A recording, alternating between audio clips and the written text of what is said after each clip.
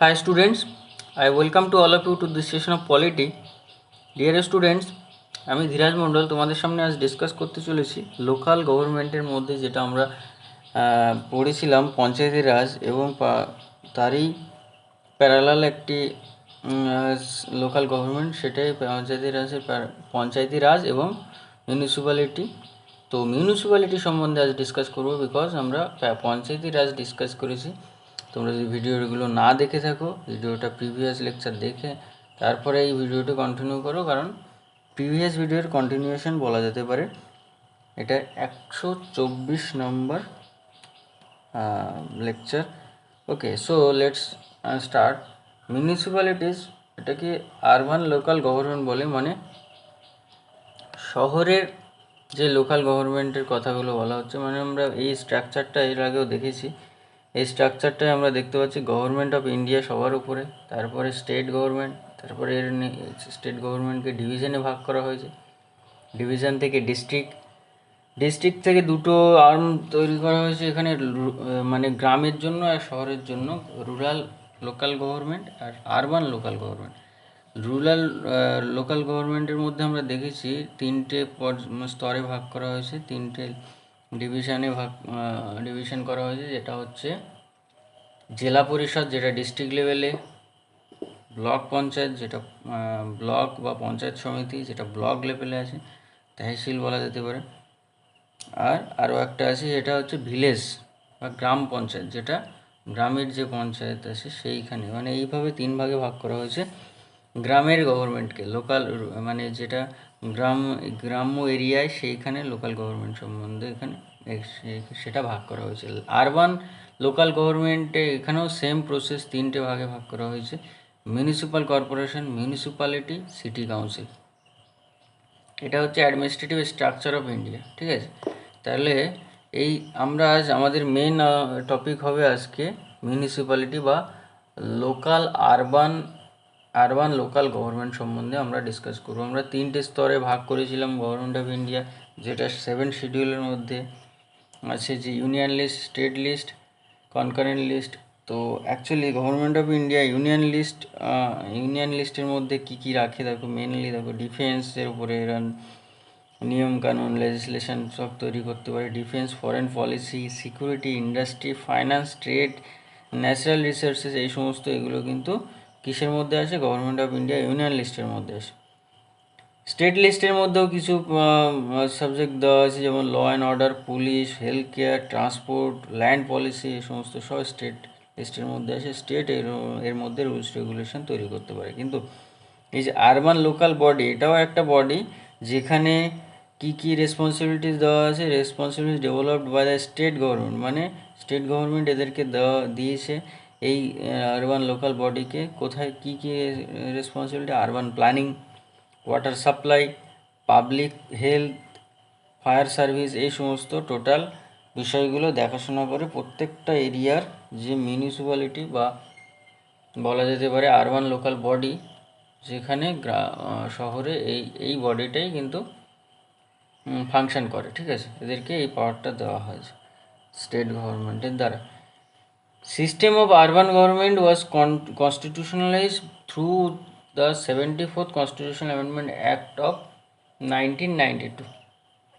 তো আমরা লাস্ট ভিডিওতে ডিসকাস করেছি 5th and 6th শিডিউল। তার আগের ভিডিওতে আমরা ডিসকাস করেছি যে 73rd কনস্টিটিউশনাল অ্যামেন্ডমেন্ট অ্যাক্ট আসে কত সালে? 1992 সালে, যেখানে পঞ্চায়েতি রাজ সম্বন্ধে বলা আছে, এবং সেখানে পঞ্চায়েতি রাজটাকে কী করা হয়েছে? কনস্টিটিউশনালাইজ করা হয়েছে, মানে সংবিধানে একটা দরজা দেওয়া হয়েছে। সেম প্রসেস, জাস্ট নাম্বার হয়ে যাবে 74th কনস্টিটিউশনাল অ্যামেন্ডমেন্ট অ্যাক্ট 1992 সালেই আসে, যেটা মিউনিসিপ্যালিটি বা আরবান লোকাল গভর্নমেন্টকে একটা কনস্টিটিউশনের দরজা দেয়। ওকে, তাহলে জাস্ট 73rd 74th নাম্বারটা খুব ইম্পর্টেন্ট। এটা কত নম্বর সংশোধন সেটা তোমার মাথায় রাখতে হবে, কারণ এক্সামে যখন কোশ্চেন আসে এরকমই আসবে যে কত নম্বর সংশোধনের মাধ্যমে আরবান লোকাল গভর্নমেন্ট এটা কনস্টিটিউশনালাইজ হয়েছে। নেক্সট পয়েন্ট যেটা বলছে যে এই যে আরবান লোকাল গভর্নমেন্ট বলছে, এটাকে তিনটে মিনিস্ট্রিতে ভাগ করা হয়েছে অ্যাকচুয়ালি। মানে কি, at a central level the subject of urban local government is dealt with by the following three ministry, মানে তিনটে মন্ত্রণালয় বা তিনটে মিনিস্ট্রি থেকে এটাকে কন্ট্রোল করা হয়। কি করা হয়েছে, তিনটে ডিভিশন ভাগে ভাগ করা হয়েছে। ফার্স্ট যেটা দেখতে পাচ্ছ, ministry of urban development, created as a separate ministry in 1985। তাহলে 1985 সালে একটা সেপারেট মিনিস্ট্রি গঠন করা হয়েছে, মিনিস্ট্রি অফ আরবান ডেভেলপমেন্ট। এই সমস্ত এর মানে এই আরবান লোকাল গভর্নমেন্টের, হ্যাঁ, এই ব্যাপারগুলো দেখাশোনা করছে। তারপরে যদি যেগুলো ক্যান্টনমেন্ট এরিয়া, মানে এই যে মনে করো বিভিন্ন রকম মানে আর্মিরা যেখানে বসবাস করে সেই সব এরিয়া ক্যান্টনমেন্ট, দেখবে দমদম ক্যান্টনমেন্ট, ঠিক আছে। তারপরে আমরা যদি বলি আম্বালা ক্যান্ট, মিরাট ক্যান্ট, তারপরে এই ধরনের বিভিন্ন রকম যে আর্মিরা যে সমস্ত জায়গায় থাকে সেই জায়গাটা ক্যান্টনমেন্ট বলে। সেই ক্যান্টনমেন্টের না, সেই জায়গাটা এই আর্মিদের নামের এর জন্য বসবাস করে, তার জন্যই কিন্তু এই জায়গার যদি রেলওয়ে স্টেশনটাও থাকে সেটাও ক্যান্টনমেন্ট হিসাবে নামকরণ করা। তো আম্বালা ক্যান্ট সবাই নাম শুনেছো, দমদম ক্যান্ট নাম শুনেছো, ক্যান্টনমেন্ট। তো এই যে মিনিস্ট্রি অফ ডিফেন্স, এরা যেখানে ক্যান্টনমেন্ট এরিয়া আছে সেই সব জায়গায় এরা কিন্তু নিয়মকানুন তৈরি করতে পারে, ঠিক আছে। আচ্ছা, নেক্সট হচ্ছে ইউনিয়ন টেরিটরিতে কারা নিয়মকানুন তৈরি করে, মিনিস্ট্রি অফ হোম অ্যাফেয়ার্স। যদি ইউনিয়ন টেরিটরি হয় তাই সেখানে আরবান লোকাল গভর্নমেন্ট কী হবে, তাদের রুলস রেগুলেশন এবং এভরিথিং সব কিছুর ওপরে কে রেসপন্সিবল হবে, হোম অ্যাফেয়ার্স রেসপন্সিবল হবে। এবং ক্যান্টনমেন্ট এরিয়ায় মিনিস্ট্রি অফ ডিফেন্স রেসপন্সিবল হবে, এবং other than this two part, union territory and cantonment, সবগুলোই মিনিস্ট্রি অফ আরবান ডেভেলপমেন্ট সেখানে রেসপন্সিবল হবে। বোঝা গেল? তো এটা আপাতত আমাদের ওভারভিউ। এরপরে আমরা যদি হিস্ট্রি পার্সপেক্টিভ দেখতে চাই তাহলে আমরা একটু এখানে ডিসকাস করে নেব। তো ডে বাই ডে কীভাবে ডেভেলপ হয়েছে এই মিউনিসিপ্যালিটি বা এই যে লোকাল সেলফ গভর্নমেন্ট যে মানে পলিসিটা বা যে এই ধরনের কনসেপ্টটা কীভাবে ডেভেলপ হয়েছে, তো একদিনে হঠাৎ করে তো হয়ে যায়নি। দিনের পর দিন বিভিন্ন রকম ইস্যু এসছে, বিভিন্ন রকমভাবে একটা একটা স্ট্যাটাস পেয়েছে এই বডিটা, এবং তারপরে এটা আলটিমেটলি কার্যকরী হয়েছে। তো develop in modern India during period of British rule, মানে আমরা দেখতে পাই যে ব্রিটিশ রুল থেকে, যখন ব্রিটিশরা রাজ করতো আমাদের দেশে, সেই সময় থেকে এর একটা ডেভেলপমেন্ট প্রোগ্রাম চলছিল। সবার প্রথমে আমি বলতে পারি যে কি হয়, ফার্স্ট টাইম দেখো কি বলছে, ইন 1687 to 88 ব্রিটিশরা, তোমরা বলতে পারো যে ইস্ট ইন্ডিয়া কোম্পানি অ্যাকচুয়ালি 1600 সালে ভারতবর্ষে আসে জাহাঙ্গীর দরবারে। তারপরে আস্তে আস্তে এরা এখানে ফ্যাক্টরি সেট আপ করতে শুরু করে সুরাটে, তোমরা জানো। এবং বিভিন্ন রকম যে ভারতবর্ষের যে বিভিন্ন যে টোটালি যে কোস্ট এরিয়া যেগুলো আছে, কোস্ট এরিয়া বলতে এই যে কোস্ট এরিয়া দেখতে পাচ্ছ, এই কোস্ট এরিয়াতে এরা আস্তে আস্তে ফ্যাক্টরি সেট আপ করে এবং আস্তে আস্তে ইন্ডিয়াতে বসবাস করতে শুরু করে, এবং বিজনেস পারপাসে এরা কিন্তু এখানে আসে এবং সেই অনুযায়ী বিজনেস সেট আপ করতে থাকে। তো 1687 থেকে 1688 সাল, এই সময় first municipal corporation of India was set up in Madras. মাদ্রাজে সেই সময় মিউনিসিপ্যাল এটা হচ্ছে এই সময়টা মাদ্রাজ বলছে, ঠিক আছে, অন্ধ্রপ্রদেশ তামিলনাড়ু মিলে। তো এই মাদ্রাজে প্রথম সেট আপ হয় মানে মিউনিসিপ্যাল কর্পোরেশন সেট আপ হচ্ছে 1687 থেকে 88 সালের মধ্যে। এরপরে কি আসে দেখো, ডেভেলপমেন্ট পরপর হতেই আছে। 1726 সালে কি হচ্ছে, municipal corporation was set up in Bombay and Calcutta. তাহলে কলকাতা এবং বম্বে, ওয়েস্ট বেঙ্গলে, এবং এখানে বম্বে মানে মহারাষ্ট্র, সেই সময় তোমার বম্বে বলা হতো। তো বম্বে আর কলকাতায় মিউনিসিপ্যাল কর্পোরেশন সেট আপ করা হলো কবে, 1726 সালে। এরপরে আস্তে আস্তে দেখা যায় লর্ড মায়ো, যে 1870 সালে অ্যাকচুয়ালি রাজ করছিল।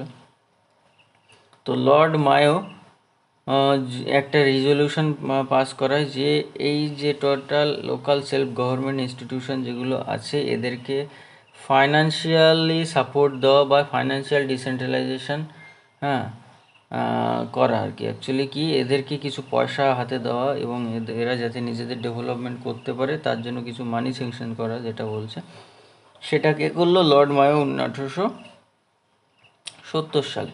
ঠিক আছে, তো লোকাল সেলফ গভর্নমেন্ট ইনস্টিটিউশনগুলোকে ফাইন্যান্সিয়ালি হেল্প করতে থাকলো বা ফাইন্যান্সিয়াল ডিসেন্ট্রালাইজ করা হলো, সেন্টার থেকে কিছু পয়সা এদেরকে দেওয়া হলো, সেটা মায়ের আমলে।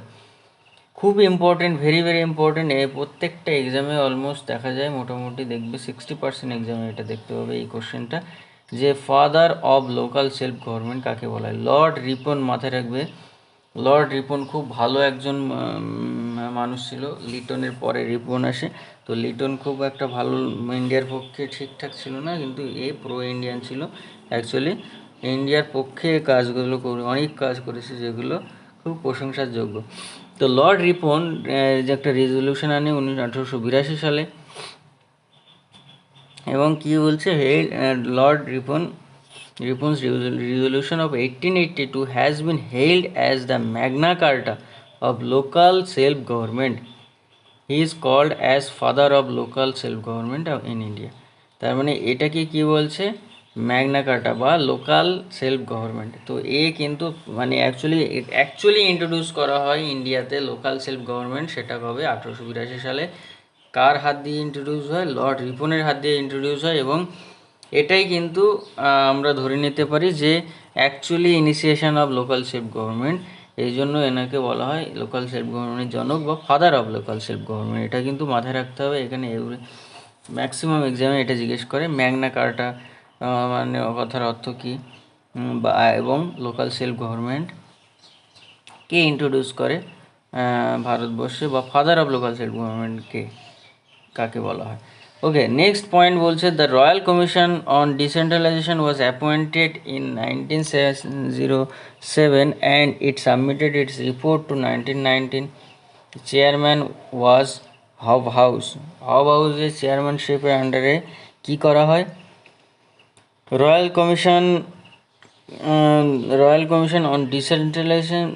on decentralization was appointed in 1907 and it submitted, মানে একটা রিপোর্ট সাবমিট করা হয় 1909 সালে, যেটা মানে অ্যাকচুয়ালি রয়্যাল কমিশন মানে অ্যাকচুয়ালি কী হয়েছে, যে হব হাউসের চেয়ারম্যানশিপের আন্ডারে রয়্যাল কমিশন মানে এই যে ডিসেন্ট্রালাইজেশন করা, অ্যাকচুয়ালি যে পাওয়ারগুলো আস্তে আস্তে লোকাল মানুষের হাতে দেওয়া, সেটা এখানে করা হয়েছে। এবং এই রিপোর্টটা সাবমিট করা হয়েছে 1909 সালে। অ্যান্ড এরপরে আরও একটা খুব ইম্পর্টেন্ট, যে 1919 গভর্নমেন্ট অফ ইন্ডিয়া অ্যাক্ট এসেছিলো, যেখানে ডায়ার্কি বা দ্বৈত শাসন যেটা বলছে, সেই দ্বৈত শাসনের যে প্রচলন হয়েছিল under the diarchical scheme introduced in province by the Government of India Act of 1919, local self-government became a transferred subject under the charge of a responsible Indian minister. তাহলে এটাই লোকাল সেলফ গভর্নমেন্টকে এখানে দ্বৈত শাসন চালু হয়ে গেল, এবং গভর্নমেন্ট অফ ইন্ডিয়া অ্যাক্টের মাধ্যম দিয়ে এই যে মানে লোকাল সেলফ গভর্নমেন্ট হয়ে গেল কি একটা transfer subject under the charge of responsible Indian minister. তার মানে এখানে আমরা দেখতে পাচ্ছি যে দ্বৈত শাসন চলছে, এবং গ্রাউন্ড লেভেলেও মানুষদেরকে অ্যাকচুয়ালি জমিদারদের মাধ্যম দিয়ে এই জিনিসগুলো অ্যাকচুয়ালি কন্ট্রোল করা হতো। কিন্তু তবুও যে আস্তে আস্তে দেখা যাচ্ছে বীজটা কিন্তু আস্তে আস্তে বোনা হচ্ছে, লোকাল সেলফ গভর্নমেন্টের কনসেপ্টটা আসছে, যে গ্রাউন্ড লেভেলে মানে সেন্টার থেকে মানে অ্যাকচুয়ালি পাওয়ারটাকে ডিসেন্ট্রালাইজ করা হচ্ছে সে ব্রিটিশ গভর্নমেন্টের দ্বারা। ঠিক আছে, নেক্সট 1924 সালে কী হলো? ক্যান্টনমেন্ট অ্যাক্ট আসলো, যেটা পাস হলো সেন্ট্রাল লেজিসলেচারে। তারপরে যেটা খুব ইম্পর্টেন্ট, এইটাও কিন্তু মাথায় রাখতে হবে, রিপন, এখানে মেন রিপনটাকে মাথায় রাখতে হবে। ডুয়াল স্কিম যেটা ডায়ার্কি প্রিন্সিপাল, এটা 1919 সালে, এটা মাথায় রাখতে হবে। আর কি 1935 সালে local government of India act, যেখানে কি বলছে, under the provincial autonomy scheme introduced by the Government of India Act of 1935, local self-government was declared as provincial subject. তো আমরা যে এই যে কনকারেন্ট সাবজেক্টের কথা বলছি, আর central list, state list, concurrent list, এই যে তিনটে লিস্টের কথা বলছি, এই কনসেপ্টটা কিন্তু এখান থেকেই তুলে নেওয়া হয়েছে। এখানে দেখো সেই সময় প্রভিন্স বলা হতো। তো লোকাল সেলফ গভর্নমেন্ট এটাকে ডিক্লেয়ার করা হয়েছে প্রভিন্সিয়াল সাবজেক্টের মধ্যে ডিক্লেয়ার করা হয়েছে, এবং 1935 সালে এটা একটা দারুণ এফেক্ট আমরা দেখতে পাই। হ্যাঁ, আরবান যে প্রভিন্সিয়াল যে এরিয়াগুলো সেগুলোকে একটা অটোনমি দেওয়া হয়েছে, হ্যাঁ অটোনোমাস করে দেওয়া হয়েছে, এবং তারা তাদের মতো করে রুলস রেগুলেশন বানাতে পারে। তো ধীরে ধীরে সেন্ট্রাল থেকে পাওয়ারটা ডিসেন্ট্রালাইজ হচ্ছে আমরা দেখতে পাচ্ছি। আমরা ইন্ডিয়ার ম্যাপ থেকে দেখতে পাচ্ছি যে প্রথমে ইংরেজরা এই কোস্টাল এরিয়াতে এসে রাজ করতে আস্তে আস্তে ভিতরের দিকে আসে এবং গোটা দেশ রাজ করতে শুরু করে, এবং এইভাবে আমরা দেখতে পাই যে মিউনিসিপ্যালিটি লোকাল সেলফ গভর্নমেন্ট যেটা কনসেপ্টটা সেটা আস্তে আস্তে কীভাবে কনস্টিটিউশনে একটা মর্যাদা পাবে, এবং অ্যাকচুয়ালি কীভাবে এর ব্যাকগ্রাউন্ডে কোথা থেকে এসছে, এবং কীভাবে আমরা দেখছি এর ডেভেলপমেন্ট হচ্ছে। কনস্টিটিউশনালাইজেশন সম্বন্ধে আমরা এই স্লাইডে দেখব। তো প্রিভিয়াস লেকচারে আমি ডিসকাস করেছি যে কীভাবে এটাকে কনস্টিটিউশনালের দরজা LM সিলভি যে একটা কমিটি গঠন করেছিল, সে কনস্টিটিউশনালের দরজা দিতে বলেছিল এই লোকাল সেলফ গভর্নমেন্টকে। তো যেমন আমরা পঞ্চায়েতি রাজে দেখলাম যে পঞ্চায়েত থেকে বা গ্রামের প্রত্যন্ত গ্রাম সেটাকে পঞ্চায়েতের আন্ডারে নিয়ে সেখানে তাদের একটা রুলস রেগুলেশন বানানোর কথা, এবং কনস্টিটিউশনে এদের একটা সংবিধানের দরজা দেওয়ার কথা বলা হয়েছিল। সেম প্রসেসে এখানেও শহরের যে এরিয়াগুলো অ্যাকচুয়ালি আরবান এরিয়াগুলো সেখানেও যাতে একটা লোকাল সেলফ গভর্নমেন্টের কনসেপ্ট থাকে তার জন্য কিন্তু লড়াই করা হয়েছে।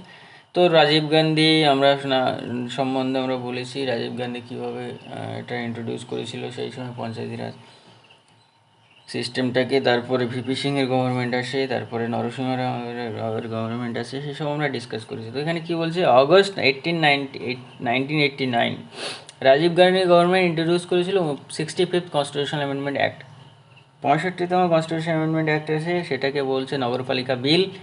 হ্যাঁ, লোকসভায় এই বিলটা আনা হয়েছিল কিন্তু অ্যাকচুয়ালি পাস করাতে পারেনি। Bill aimed at strengthening and revamping the municipal bodies by conferring a constitutional status on them. তার মানে এই যে এই মিউনিসিপ্যাল বডিজ যেগুলো আছে আরবান এরিয়াতে তাদেরকে যাতে কনস্টিটিউশনাল স্ট্যাটাস দেওয়া যায়, এই এই এই বিষয়টা নিয়ে বিলটা, ঠিক আছে। কি বলছে, although the bill was passed in Lok Sabha it was defeated in Rajya Sabha in October 1989 and hence lapse. লোকসভায় পাস হয়েছিল কিন্তু রাজ্যসভায় পাস করাতে পারেননি, কারণ রাজ্যসভায় তাদের মেজরিটি কংগ্রেসের ছিল না। তো সেই অনুযায়ী রাজ্যসভায় পাস করাতে পারেনি বিলটা ল্যাপস হয়ে গেল। তারপরে কি হলো, ন্যাশনাল ফ্রন্ট গভর্নমেন্ট আমরা বলেছিলাম ভিপি সিংয়ের গভর্নমেন্ট, যেটা ওবিসি মন্ডল কমিশন সম্বন্ধে তোমরা ভালোই জানো। ভিপি সিংয়ের গভর্নমেন্ট খুবই পরিচিত। তো এই যে national front government under VP Singh introduce করলো a revise Nagarpalika bill in Lok Sabha again in September 1990। তার মানে আবার একটা রিভাইজ নগরপালিকা বিল কিন্তু আনলো, কিন্তু সেটাও কিন্তু ল্যাপস করে গেল। However the bill was not passed and finally lapse due to the dissolution of the Lok Sabha. কারণ এই ভিপি সিং তো বেশি দিন সার্ভাইভ করতে পারেনি, সঙ্গে সঙ্গে লোকসভা ডিজলভ হয়ে গেল, সঙ্গে সঙ্গে গভর্নমেন্ট পড়ে গেল, সঙ্গে সঙ্গে এরও সব কিছু, কারণ বিলটা ইন্ট্রোডিউস হয়েছিল লোকসভা। যদি রাজ্যসভাতে ইন্ট্রোডিউস হতো তাহলে বিলটা থাকতো, কিন্তু বিলটা ল্যাপস হয়ে গেল যেহেতু বিলটা লোকসভাতে ইন্ট্রোডিউস হয়েছিল। এটা কিন্তু মাথায় রাখতে হবে। লোকসভা আর রাজ্যসভায় আমি এর আগেও ডিসকাস করেছি যখন কোনো একটা বিল সম্বন্ধে যখন পড়িয়েছিলাম প্রিভিয়াস লেকচারগুলো, এটা দেখো, খুব ইম্পর্টেন্ট যে কোনো একটা বিল যদি লোকসভাতে ইন্ট্রোডিউস হয় এবং তখন যদি লোকসভা ডিজলভ হয়ে যায় তখন কিন্তু বিলটা ল্যাপস হয়ে যায়, কিন্তু রাজ্যসভায় যদি ইন্ট্রোডিউস হয় তাহলে লোকসভা ডিজলভ হলেও অসুবিধা নেই, রাজ্যসভায় বিলটা কন্টিনিউ থাকে এবং এরপরে বিলটা ল্যাপস হবে না অ্যাটলিস্ট, ঠিক আছে। তো এরপরে কি হলো, ফাইনালি পিভি নরসিংহ রাও গভর্নমেন্ট ইন্ট্রোডিউস করলো modified municipalities bill in Lok Sabha in September 1991। 1991 সালে একটা মডিফাইড মিউনিসিপ্যালিটিস বিল সে ইন্ট্রোডিউস করলো, এবং ফাইনালি কি হলো, 74th কনস্টিটিউশনাল অ্যামেন্ডমেন্ট অ্যাক্ট আসলো 1992 সালে, এবং 1992 সালে এটা 1992 হবে, 1993 সালে, জুন 1 1993 সালে এটা এফেক্টে চলে এলো, ঠিক আছে। তো এটা হচ্ছে কিভাবে কনস্টিটিউশন সংবিধানের দরজা পেয়েছে আমাদের মিউনিসিপ্যালিটি এবং পঞ্চায়েতি রাজ, সেটা এর আগেও ডিসকাস করেছি। এবং মিউনিসিপ্যালিটি এটা বললাম যে কীভাবে আসে, সেটা 73rd আর 74, দ্যাটস অল, ঠিক আছে। নেক্সট কি বলছে দেখো, 75th constitutional amendment act of 1992। এখানে কি করা হলো, অ্যাড করা হলো একটা পার্ট 9A কনস্টিটিউশনে, এবং আর্টিকেল রেসপন্সিবল আছে 243-এর পি থেকে 243-এর ZG। তো এই পার্টগুলো, পার্ট 9-এর এ, যে নতুন পার্ট একটা অ্যাড করা হলো, পার্ট 9-এর এ, এখানে কিন্তু মিউনিসিপ্যালিটি সম্বন্ধে বলা হয়েছে 243-এর এ যেমন বলছি, পি যেমন বলছে, পি থেকে ZG, এরকম। মানে অ্যাকচুয়ালি এগুলো কী, অ্যাকচুয়ালি এগুলো সংশোধনের মাধ্যমে জিনিসগুলো আনা হয়েছে। যে আমরা পার্ট 9 যেটা ছিল, যে পার্ট 9 সেটা কি আলাদা একটা পার্ট, মানে যেখানে আমরা কি করলাম, পঞ্চায়েত সম্বন্ধে সেখানে বলা হয়েছে। তো পঞ্চায়েত যে 243 থেকে 243-এর জিটা তোমার মাথায় রাখতে হবে, power, authority and responsibility of the panchayat. 243 থেকে 243-এর ও হচ্ছে কি পঞ্চায়েত সম্বন্ধে বলা হয়েছে পার্ট 9-এর মধ্যে। কিন্তু পার্ট 9-এর এতে বলা হয়েছে মিউনিসিপ্যালিটি, যেখানে 243 পি, ABCD এইভাবে পি আসে, পি থেকে জেড পর্যন্ত যায়, জেড থেকে ZA, ZB, ZC এইভাবে ZG পর্যন্ত যাচ্ছে, ঠিক আছে। তো এখানে টোটাল 18টা সাবজেক্টের উপরে কাজ করা হয়। যে 74th অ্যামেন্ডমেন্ট অ্যাক্ট আসে, যেখানে আর্টিকেল 243-এর পি থেকে ZG, এর মধ্যে 243-এর পি যদি বলি তাহলে ডেফিনেশন সম্বন্ধে বলা হয়েছে মিউনিসিপ্যালিটিসের। তারপরে 243-এর কিউ হচ্ছে কনস্টিটিউশন অফ মিউনিসিপ্যালিটিস। 243-এর আর composition of municipalities. Then your S constitution and composition of ward committee, এই সমস্ত, ঠিক আছে। টি 243-এর টি বলছে রিজার্ভেশন অফ সিট। এইভাবে আমরা দেখতে পাই 243-এর ইউ ডিউরেশন অফ মিউনিসিপ্যালিটিস, হ্যাঁ। দেন ভি বলছে ডিসকোয়ালিফিকেশান ফর মেম্বারশিপ। ডাব্লিউ হচ্ছে power, authority and responsibility of the municipalities. ওখানে 243-এর জি ছিল power, responsibility, authorities of panchayat, এখানে ডাব্লিউটা মাথায় রাখতে হবে। 243-এর ডাব্লিউ খুব important, power, authority and responsibility of the municipalities. X কী বলছে, power to impose taxes by the funds of the municipalities. Y হচ্ছে ফাইন্যান্স কমিশন। জেড হচ্ছে audit of accounts of municipalities, এখানে অডিটের বিষয়গুলো এখানে বলা হয়েছে। ZA আসে এরপরে, ZA হচ্ছে election to the municipalities. ZB application to union territories, যারা মিউনিসিপ্যালিটির মধ্যে আসতে চাইছে মিনিস্ট্রি অফ হোম অ্যাফেয়ার্সের আন্ডারে। তারপরে এরপরে ZC হচ্ছে part not to apply to certain areas. ZD হচ্ছে committee for district planning.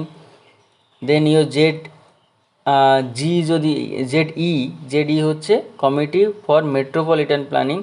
ZF হচ্ছে continuance of existing law and municipalities. And ZGটাকে আমরা বলি bar to interference by court in electoral matters. যে কোর্টের ইন্টারফারেন্স কতটা কী আছে, যে কতটা কী রেস্ট্রিকশন করা আছে, সেই সব সম্বন্ধে এখানে বলা আছে। So these are the articles বলছে in addition the act has also added new 12th schedule. তাহলে 11 নম্বর ছিল পঞ্চায়েতি রাজ, 12 নম্বর শিডিউল হচ্ছে কনস্টিটিউশনের একটা শিডিউল, যেটা মিউনিসিপ্যালিটি সম্বন্ধে বলা হয়েছে। নতুন একটা শিডিউল কিন্তু অ্যাড করা হলো। This schedule contains 18 function item of municipalities. 18টা ফাংশন এখানে উপরে কাজ করতে পারে, যেটা মিউনিসিপ্যালিটিসের মধ্যে পড়ে। এবং পঞ্চায়েতের আন্ডারে কি 29টা আলাদা সাবজেক্টের উপরে কাজ করা যায়।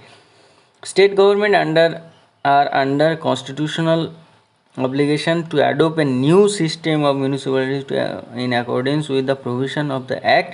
The act aimed at revitalizing and strengthening the urban government so that they function effectively as unit of local government.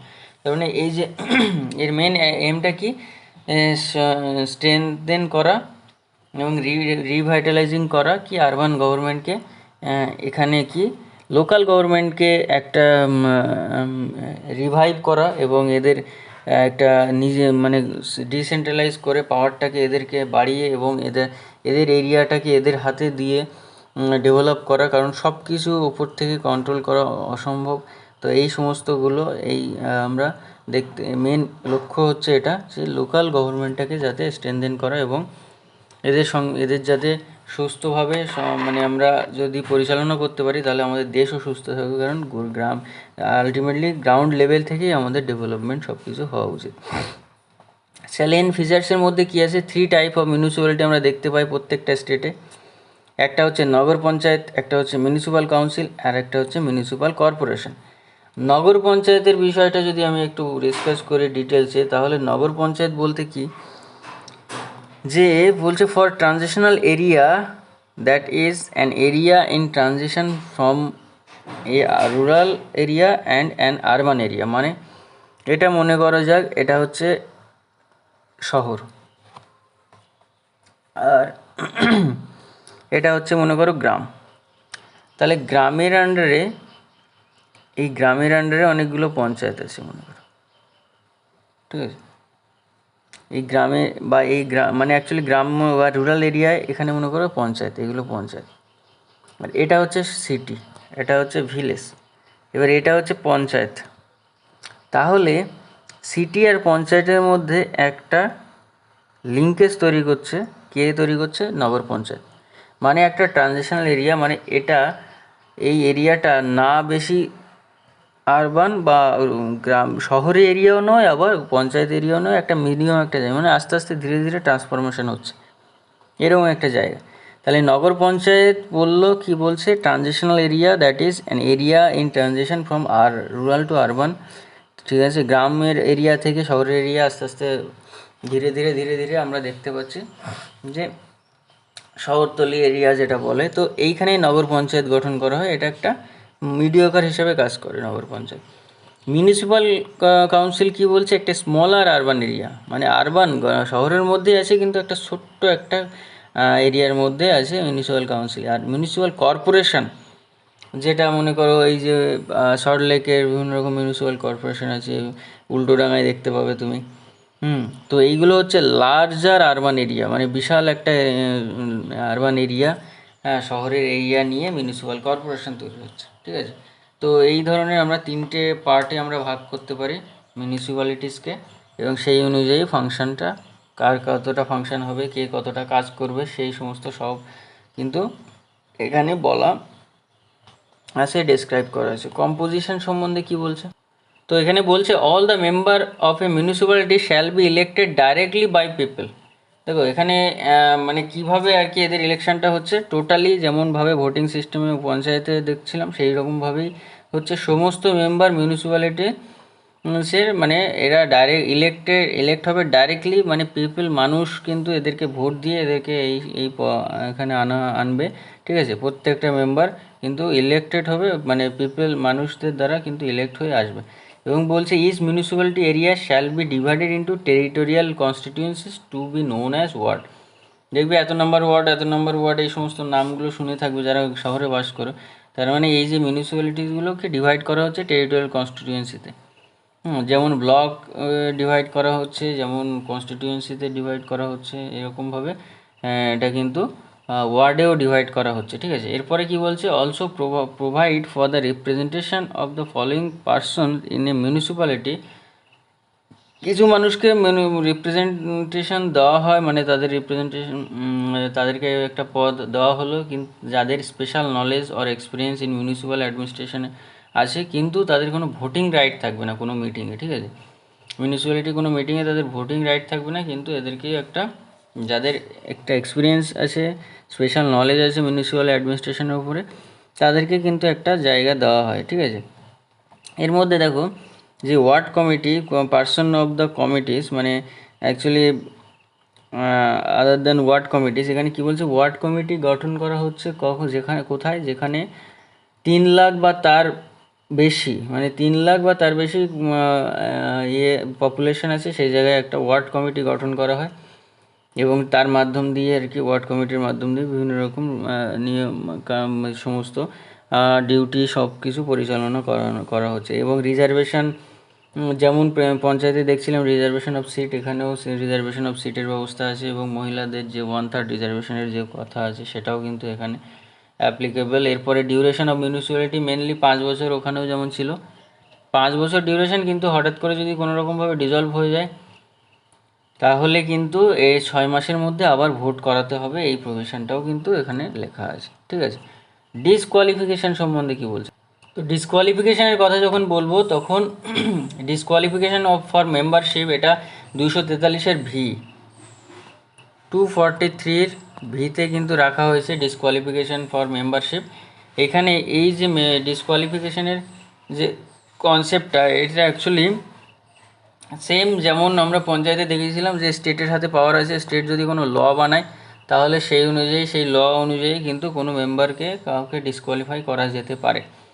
তো সেই প্রসিডিওর এখানে অ্যাপ্লাই করা হয়েছে। নেক্সট হচ্ছে ইলেকশন, স্টেট ইলেকশন কমিশন, মানে যে ইলেকশনটা হবে সেটা টোটালি স্টেট ইলেকশন কমিশনের রেসপন্সিবল হবে, কোনো সেন্ট্রাল সিইসি হবে না, যেটা চিফ ইলেকশন কমিশনের যেটা সেন্ট্রাল থেকে যেটা করছে অ্যাকচুয়ালি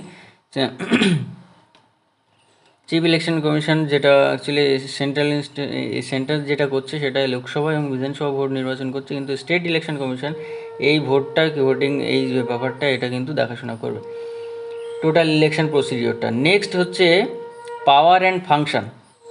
পাওয়ার অ্যান্ড ফাংশন সম্বন্ধে যদি বলি তাহলে এইটা আসে 243-এর ডাব্লু, এটা কিন্তু খুব ইম্পর্টেন্ট, মাথায় রাখবে। 243-এর W, power, authority and responsibilities of the municipalities সম্বন্ধে এখানে ডিসকাস করা আছে, কীভাবে কতটা এর পাওয়ার আছে, কতটা ফাংশন কাজ করবে, কতটা কি, তো সেই অনুযায়ী এরা সেই অনুযায়ী এরা কাজ করে। ঠিক আছে, পাওয়ার অ্যান্ড ফাংশন যেটা বলছে। ফাইন্যান্স হচ্ছে টোটালি 243-এর ওয়াই আছে finance, article number 243 Y. So finance সম্বন্ধে এখানে বলা আছে, মানে এদের যেহেতু কাজ করতে গেলে অর্থ দরকার, তো অর্থ কতটা কি টাকা পয়সা কীভাবে লেনদেন হবে, কত টাকা পয়সা স্যাংশন হয়, কোন সেক্টরে কত টাকা পয়সা স্যাংশন হয়, সেটা কিন্তু এখানে ডিসকাস করা আছে।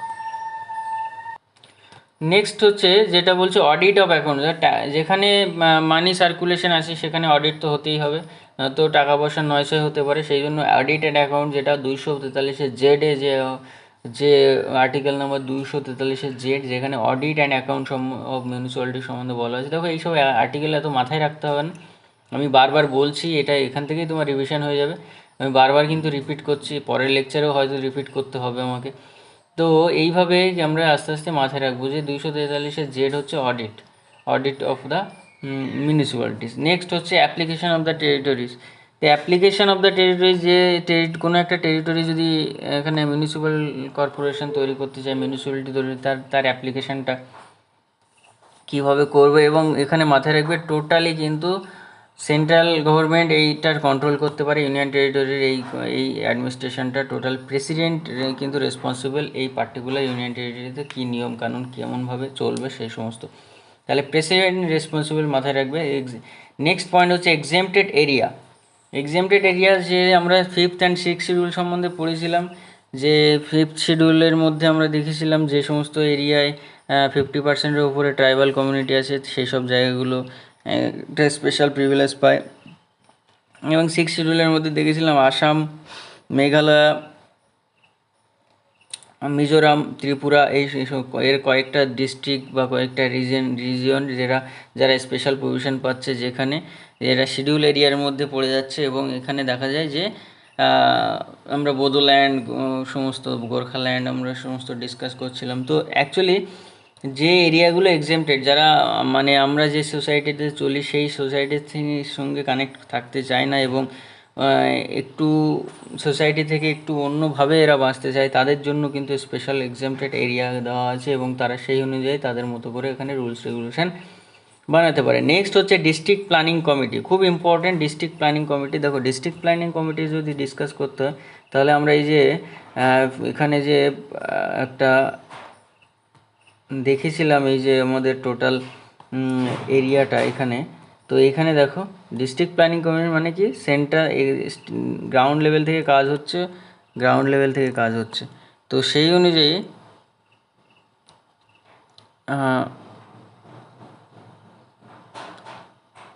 সেই অনুযায়ী আমি বলতে পারি যে এখানে যে আরবান লোকাল এরিয়া,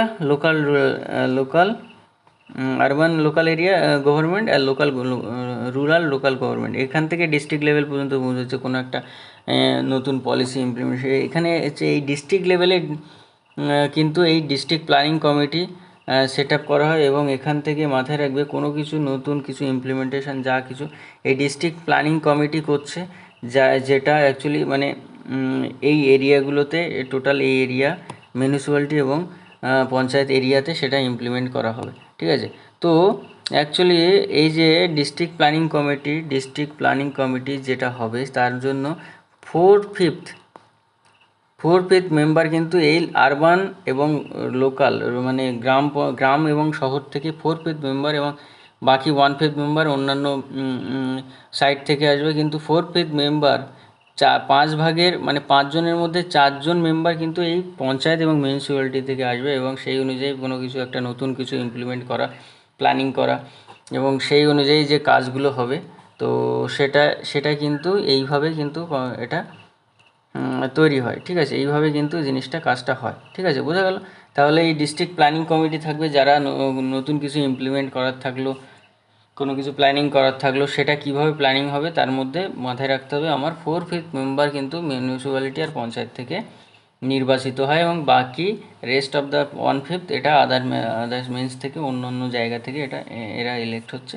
তাহলে এইভাবে কিন্তু ডিস্ট্রিক্ট প্ল্যানিং কমিটি গঠন হচ্ছে। ঠিক আছে, মেট্রোপলিটন প্ল্যানিং কমিটি এটা খুবই এখানে এটা আমরা দেখতে পাই যে বড় বড় যে মিউনিসিপ্যালিটি যে শহরতলি যেগুলো আছে, মনে করো দিল্লি বা কলকাতা মেট্রোপলিটন সিটি যেটা বা বিএমসি, ঠিক আছে, তোমরা এই সমস্ত দেখতে পাও। তো অ্যাকচুয়ালি বড় বড় যে মানে যে স্টেট যে সিটিগুলো আছে, হ্যাঁ, লার্জেস্ট সিটি যেগুলো আছে সেই সব জায়গায় মেট্রোপলিটন প্ল্যানিং কমিটি গঠন করা হয়, এবং সেই অনুযায়ী সেখানে সার্কুলেশন করা হয়। মানে আমরা কলকাতার সল্টলেক ধরতে পারি, হ্যাঁ, কলকাতার মানে বিভিন্ন রকম বড় বড় প্ল্যানিং মানে যে শহর যেগুলো আছে সেখানে সেন্ট্রাল গভর্নমেন্ট, স্টেট গভর্নমেন্ট এবং অর্গানাইজেশন এরা মেম্বার ইলেক্ট হবে, এবং সেই অনুযায়ী এখানে প্ল্যানিং হবে। এখানে টোটালি ওয়েল প্ল্যান, মানে সমস্ত জল নিকাশি ব্যবস্থা, ইলেকট্রিসিটি, সমস্ত সব কিছু, এবং একটা ইট গাঁথতে গেলেও মানে খুব স্ট্রিক্ট ওয়েতে জিনিসগুলো মানে পালন করা হয়। বুঝতে পেরেছো?